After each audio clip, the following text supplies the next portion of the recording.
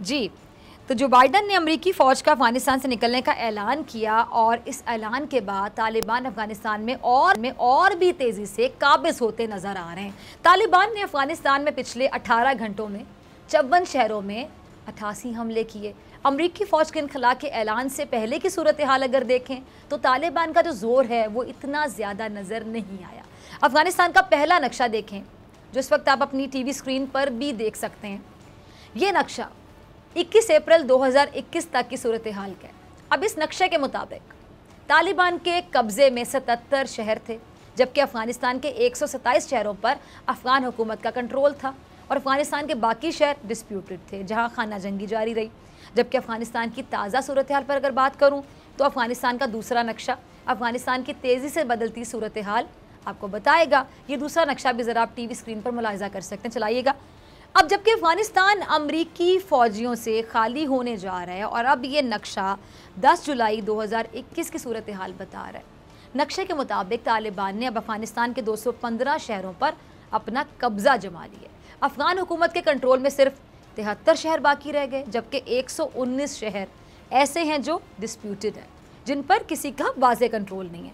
अब आप अंदाज़ा लगाएं कि पहले तालिबान का कंट्रोल 77 शहरों तक था, जो अब बढ़कर 215 शहरों तक फैल गया। और भारत की दाल भी अफ़गानिस्तान में नहीं गल रही। भारत ने अफ़गानिस्तान में भारी सरमायाकारी कर रखी है।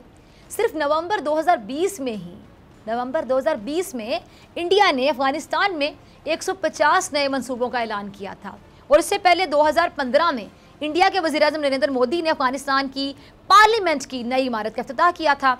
अच्छा, ये इमारत भी इंडिया की मदद से तामीर की गई थी और अगले ही साल मोदी और अफ़गान सदर अशरफ गनी ने मुश्तरका तौर पर अफ़गानिस्तान के एक सूबे में 42 मेगावाट बिजली और आबपाशी के मंसूबे का इफ्तिताह किया था। बहुत सारे प्रोजेक्ट्स हैं जो इंडिया ने शुरू किए और वो काम कर रहे हैं, लेकिन भारत की कहने की नीयत ख़राब थी, इसलिए नतीजा, जब नीयत ख़राब होगी तो नतीजा अच्छा नहीं निकल सकता, बुरा ही निकलेगा।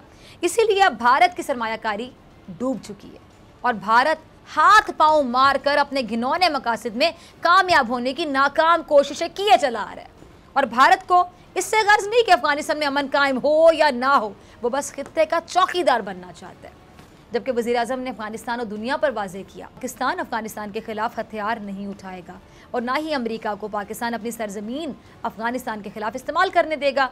लेकिन कहने की बदकिस्मती से हमारे रहबर इस मामले पर भी सियासी पॉइंट स्कोरिंग का मौका हाथ से नहीं जाने दे रहे, अभी भी सियासी पॉइंट स्कोरिंग कर रहे हैं। मौलाना फजलुर रहमान साहब का क्लिप चलाइएगा। अच्छा, मौलाना साहब कहते हैं कि हुकूमत झूठ बोल रही है कि अमेरिका ने उससे फ़ौजी अड्डे मांगे हैं और अमेरिका ने फ़ज़ाई हदूद मांगी हैं। अब भला हमारे जो रहबर हैं ना, इनको अमेरिका की ज़बान बोलने की ज़रूरत पेश क्यों आ रही है? अब मगरबी सिफारतकारों का कहना है कि अमेरिका ने कभी पाकिस्तान में फ़ौजी अड्डे नहीं मांगे हैं। पाकिस्तान में मसला तवज्जो का मरकज़ बना हुआ है, जिस पे वाशिंगटन में सबको हैरानी है।